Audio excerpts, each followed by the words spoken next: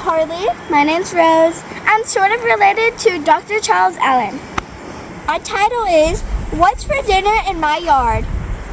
Be sure to check out our websites below for books, classes, and plants. And don't forget to like and subscribe to our YouTube channel. And this is edible plants. And let's go ahead and try it.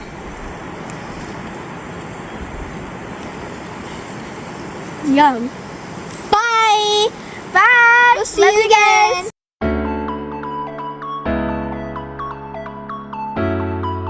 This is Plantain,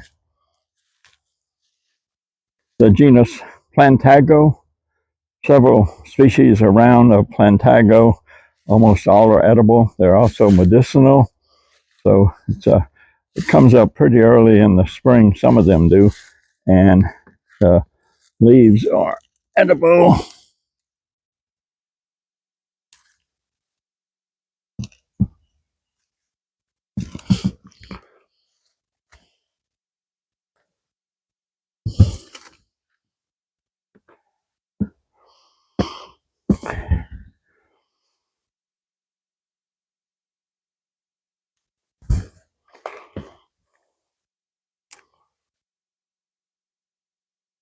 I don't get much from this, and I find it's pretty tough, but a lot of people do rave about the plantains, and they use them medicinally and edibly.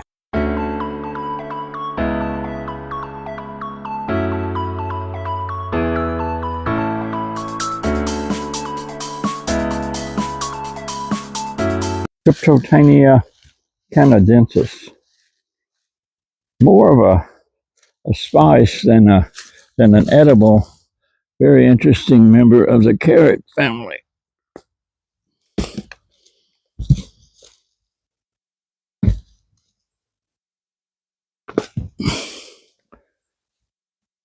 Plantain canadensis, wild chervil.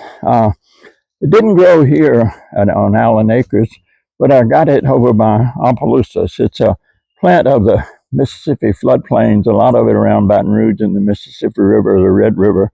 Very important for spices, so it's a very interesting one with a nice odor. So one of the things you have to be careful with the carrot family, though, is that there are some poisonous members, but this is one that's edible, but there are some deadly poisonous. They do usually have white or light yellow flowers, and they have the leaves that you see kind of cut up, much like what you think of parsley and dill and things like that are in the carrot family. But this is an interesting one I have on my property.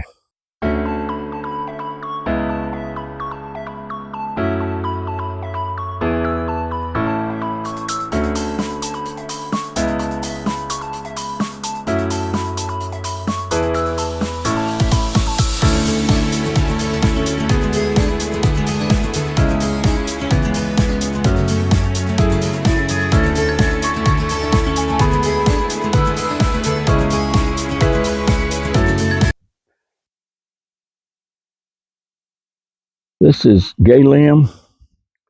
It's got very sticky, sometimes called the Velcro plant, or many others, but it's madderwort, well, not madderwort, but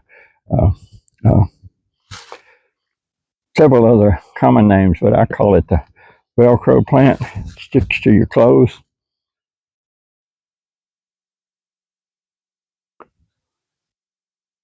And the tips are edible, and it makes white flowers. There are several other species of this later in the summer, but I find that they're kind of bitter. This one's not. It's a really good edible, so you could go out and eat a lot of it. Sticks together. Most people get a lot of this in their yard early in the spring. A lot of people spend a lot of effort pulling it up, but it's usually gone by the end of May. So it's an early spring Galium Aparine, A-P-A-R-I-N-E.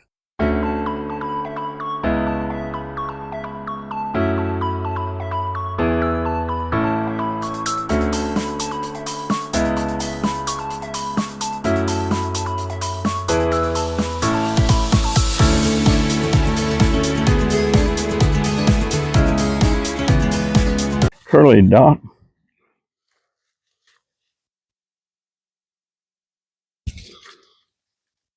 And a good edible.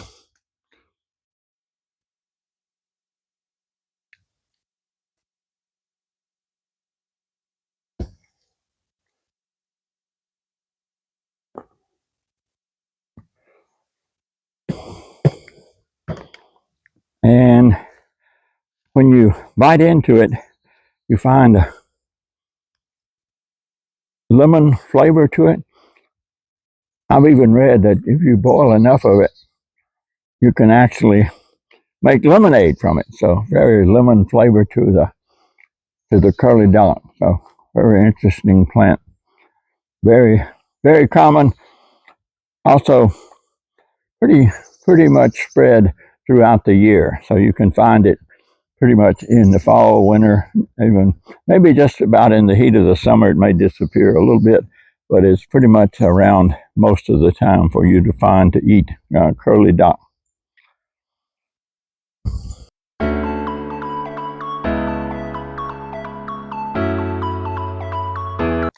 Okay, this is chickweed, Stellaria media, one of the best winter annuals. It's a non-native.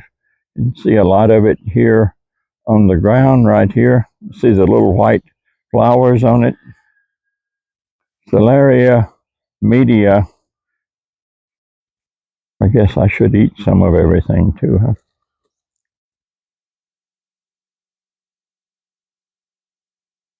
A good green, probably good in a salad. There are a couple of other species of Stellaria around too, but this is by far the most common. Stellaria media, common chickweed.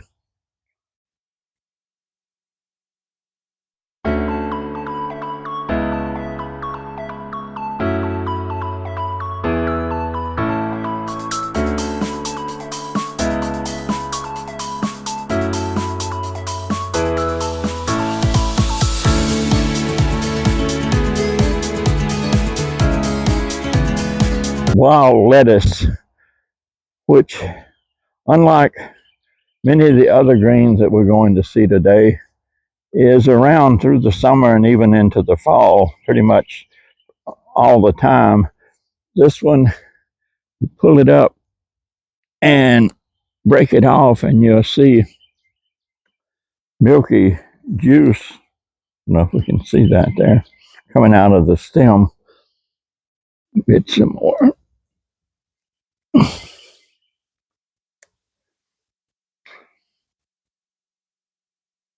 See the leaves, and then there's milky juice that comes out. This is the genus Lactuca, either Floridana or Canadensis. Canadensis has yellow flowers later. Floridana has blue flowers. This is the same genus as commercial lettuce, but this is a wild one. Grows out here on Allen Acres and probably in just about everybody's property. A very good edible, and it's pretty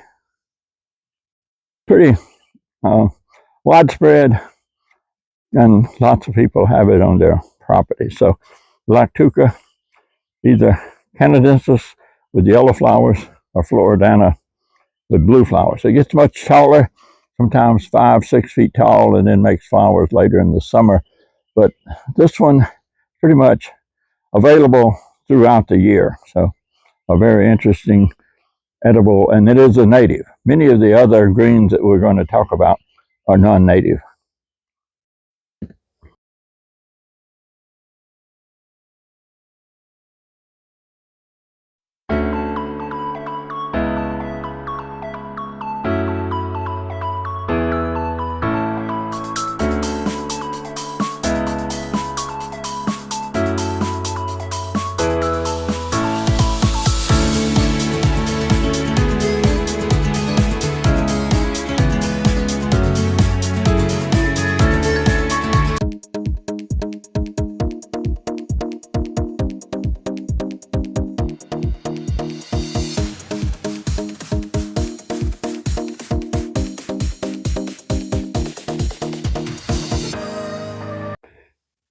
Here's wild onion.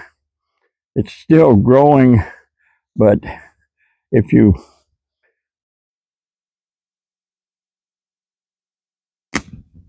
pull it up and dig it up, you'll get some bulbs. I didn't get a bulb yet. Let me see if I can pull some more.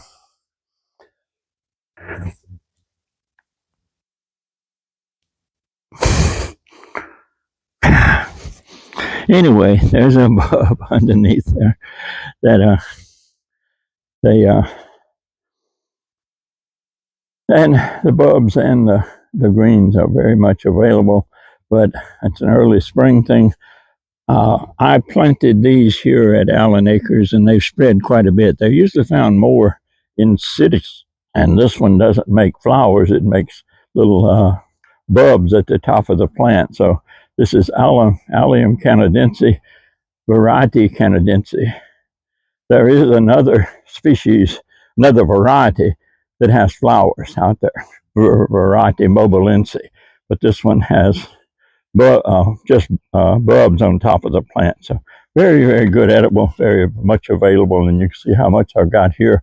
But it's spread all over Allen Acres too.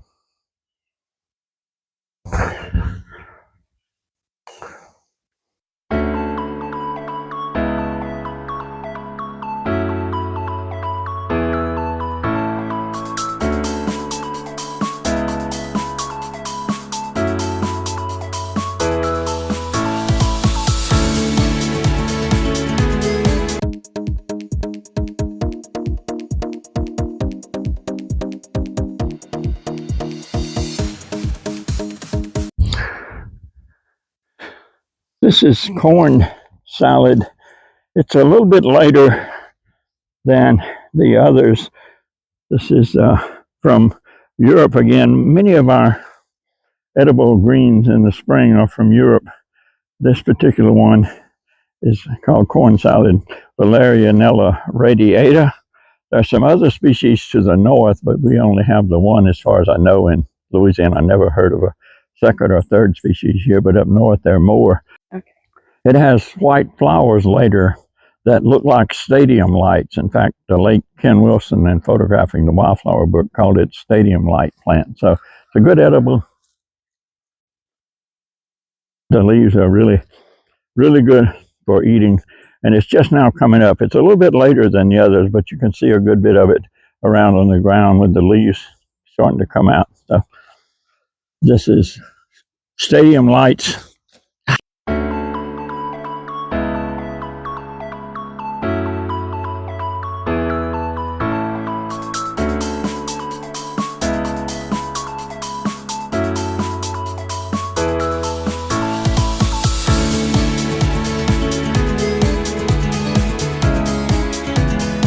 One some people say is edible. This is henbit with the blue flowers. The leaves are supposedly edible. I find them a little bitter, but some people say they eat them, but I find them sort of bitter.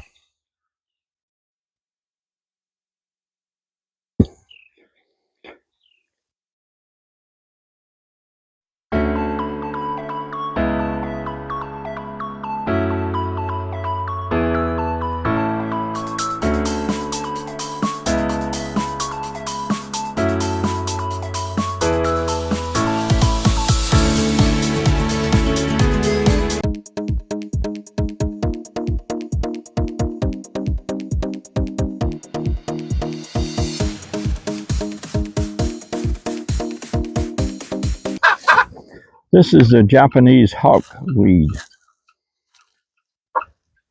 Be careful there. There's rubus in there, whatever. Oh, here's one over here too. Look, right here.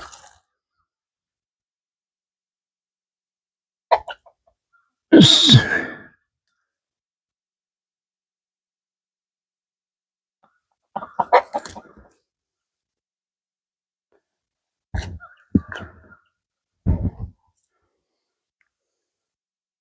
A non-native, obviously with the name Japanese in front of it. This one's Crepus, C-R-E-P-I-S, Crepus japonica. A really good edible green. around much of the winter. Kind of looks a little bit like a dandelion, but I don't have any dandelion on the property, so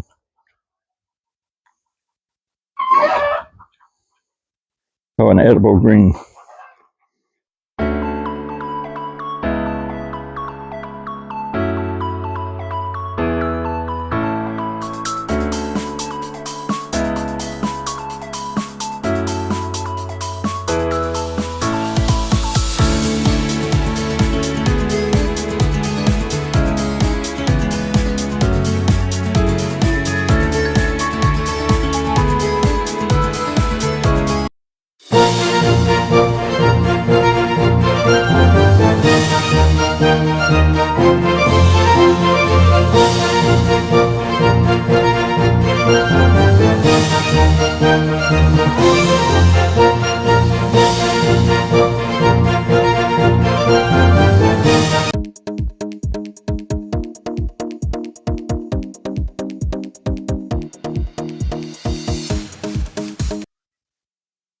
This is the mouse-eared chickweed. The other one, Cerastium glomeratum.